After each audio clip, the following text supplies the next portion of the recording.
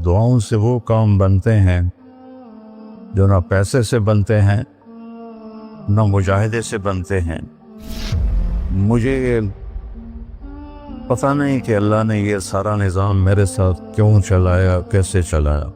तुम वापस आए तो दोनों माइयाँ अरब वाली की थी, सोई पड़ी थी। मैंने कहा अम्मा जी उठो, थोड़ा घर वेख आया, तुम ले जाना। तुम में से एक एकदम वे बेटा तेन वो तेन रब अपने सोने दिया ज़ियारतां कराई रखे। मैंने बेगम से कहा बेगम ये दुआ कबूल हो गई। 90 से लेकर आज तक बिला नागा मेरे रब ने मुझे अपने घर बुलाया। जैसा मैं उसके सामने ऐसे मुंह करके खड़ा हो गया, वो ऐसे दुआ मांग रहा था। मांगते उसने जब ऊपर नजर उठाई तो मुझे देखा, तो उसने ऐसे भी नहीं किया, उठे ही हाथ छड़े दौड़ के मेरे पास आया। कहने लगा मौलाना तुहानू पता मैं की दुआ कर रहा। मैं कहा मैं कोई नजूमिया जो इन्हों पता लगे हुए। कहने लगा मैं ये दुआ कर रहा, या अल्लाह मौली तारिक जमील को अम्मा की दुआ लगी हुई है, वो ज़रूर आया होगा हज पर, वो जहाँ भी है मुझे मिला दिया। क्या ये मेरे अल्फाज ख़त्म हुए तो तू सामने खड़ा था।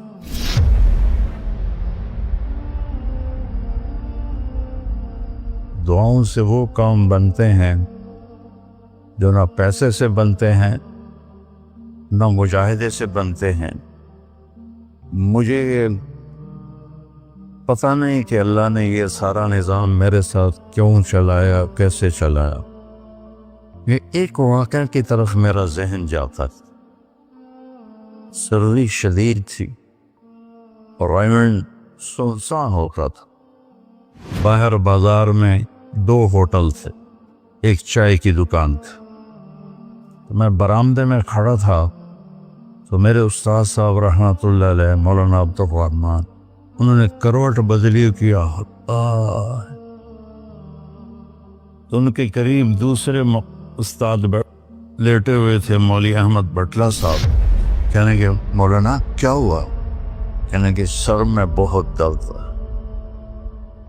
बस ये सुनना था कि मैं ऊपर गैलरी में मेरा बिस्तर था और वो इतनी सख्ती थी गवर्नमेंट में कि ये जो घड़ी बांधना भी वो क्या था, खिलाफ कानून था, और थर्मस रखना भी खिलाफ कानून था। मुजाहिदर ठंडी चाह पियो। तो 2 लड़कों ने थर्मोस चोरी रखा हुआ था, वो मैं एक को मैंने जा उठाया। मैंने बोले थर्मोस किससे? कहता वो पड़ा हुआ है, वो पड़ा।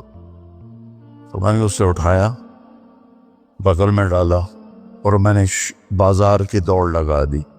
10 बज रहे थे और 10 बजे सन्नाटा 250-300 का तो मजमा होता था रायमंड। कि या अल्लाह कोई दुकान खुली हो, या अल्लाह कोई दुकान खुली हो। तो मैं नंगे पाँव, दिसंबर का महीना था, मैं नंगे पाँव दौड़ा और मैंने देखा तो वो चाय की दुकान का दरवाज़ा बंद था और रोशनी आ रही थी। मैंने कहा ये लगता खुली हुई है। तो मैंने उसके किवाड़ ऐसे किए तो वो खुल गया। तो आगे वो दुकान वाला, उसका नाम था अनवर मुल्तानी रहमतुल्लाह। ये मैं आपको बता रहा हूँ 73-74 की बात। तो वो बैठा हुआ था। मैंने कहा भाई अनवर चाय बनानी है। कहा भाई मैं तो वो रंग भाई मैं तो थका हुआ हूँ, ये दूध पड़ा है खुद ही बना दे। तो मैंने कहा चूल्हा का, ये चूल्हा भी पड़ा है।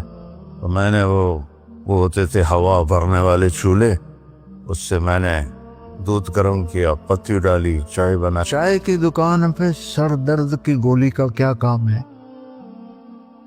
मैंने कहा भाई अनवर कोई सर दर्द की गोली है? अरे भाई वहाँ देख ले शायद पड़ी हो कोई। वो खिड़की सी थी।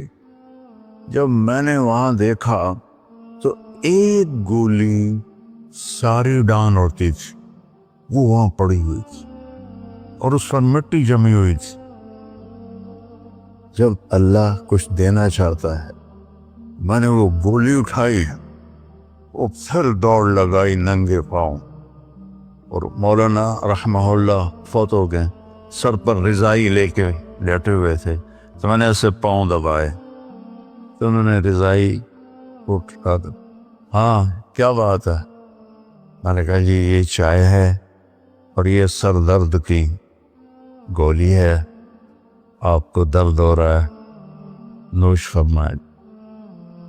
تو ان کے ہونٹ ہلے، میں نے نہیں سنا، دعا دی انہوں نے مجھے۔ کیا دعا دی؟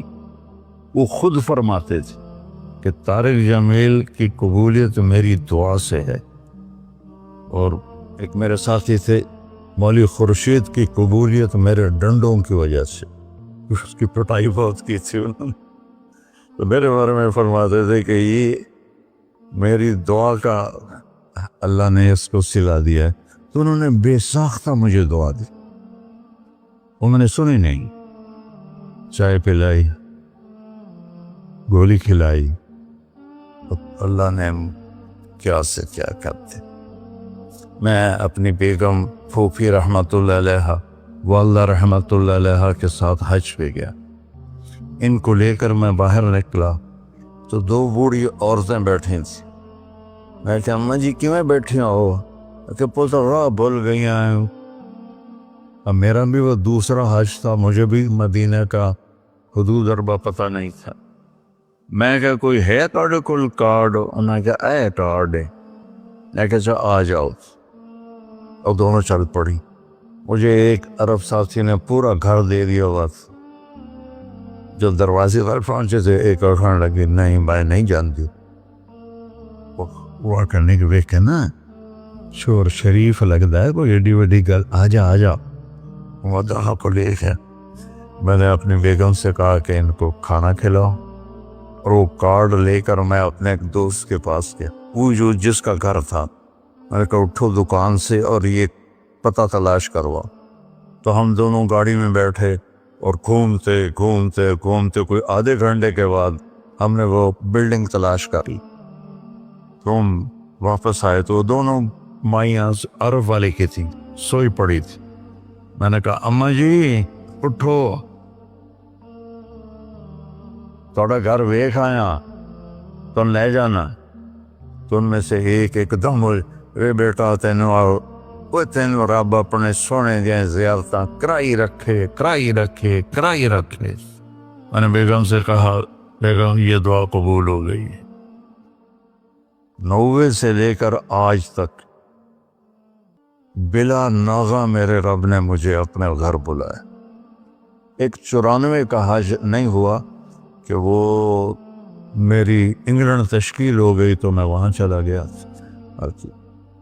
پے در پے حج عمرہ حج عمرہ حج عمرہ حج عمرہ۔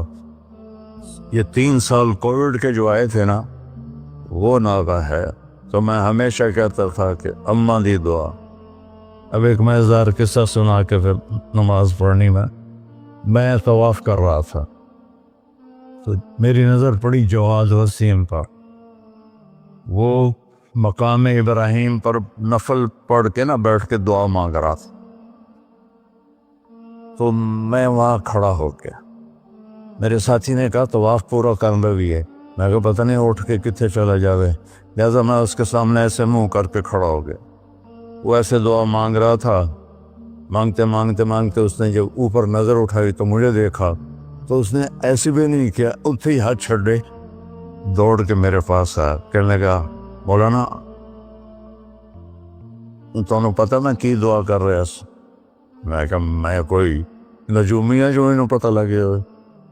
کہنے لگا میں یہ دعا کر رہا، یا اللہ مولی طارق جمیل کو اماں کی دعا لگی ہوئی ہے، وہ ضرور آیا ہوگا حج پر، وہ جہاں بھی ہے مجھے ملا دیا۔ کہ یہ میرے الفاظ ختم ہوئے تو تو سامنے کھڑا تھا۔ تو اس میں آپ کو دعائیں ملیں گی بڑی زبردست۔ اللہ اپنے فرائض پورے کرو، نماز میں اتنا نہ ہو، کسی کے لیے دل میں نفرت نہ رکھو، آپس میں اگر صحیح چلنا ہے تو ایک دوسرے کی غیبت نہ کرو، برائی نہ کرو، تو پھر انشاءاللہ نسلوں تک اللہ ہمارا یہ کام چلائے گا۔ میں روزانہ مانگتا ہوں یا اللہ اس کو صدیوں پر لے جا، یہ نہیں کہ میں چلا جاؤں تو کام ختم ہو جائے، یا اللہ اس کو صدیوں پر لے جا، تیرے لیے کیا مشکل۔ تو میں آپ سب کا شکر گزار ہوں، اور یہ جو انہوں نے اتنا خوبصورت انتظام کیا ہے اس پر بھی انتظام والوں کا بڑا شکر گزار ہوں۔ پتہ ہے اس بستی کا نام کیا تھا پرانا؟ ڈل لالا۔ ڈل کہتے ہیں اس کنویں کو جس میں پانی نہ ہو، اس کو ڈل کہتے ہیں۔ تو یہاں پہلے آبادی نہیں تھی۔ 1945 میں ہمارا گاؤں ہے وہ ادھر حسین پراڑی والا، وہ 300-400 سال پرانا گاؤں ہے۔ تو جیسے برادریوں میں ہو جاتی ہے خبر، تو وہ کچھ ہوا ہوگا ہماری تو پیدائش سے پہلے۔ تو میرے تایا رحمۃ اللہ علیہ میاں حق نواز، انہوں نے آ کر یہاں گھر بنایا۔ اس وقت اس سے 50,000 روپیہ خرچ کیا تھا۔ تو 1948 میں پھر ان کے چھوٹے بھائی تھے میرے والد، انہوں نے آ کے گھر بنا لیا۔ تو اس گاؤں کی ابتدا ہوئی اور بسم اللہ ہوئی۔ تو اللہ تعالیٰ اسے آباد رکھے، اس چھوٹے سے گاؤں سے اس میں یہ رونقیں لگی رہیں۔ آپ کے تعاون کا، ان مستورات کا، ان بچیوں کا، آپ کا سب کا انتہائی شکر گزار ہوں۔ آپ اپنے اس کو جاری رکھیں۔ میں اجازت چاہتا ہوں کیونکہ مجھے فیصل آباد نکلنا ہے۔ اللہ بہت برکت دے، آپ سب کو قبول فرمائے۔ السلام علیکم۔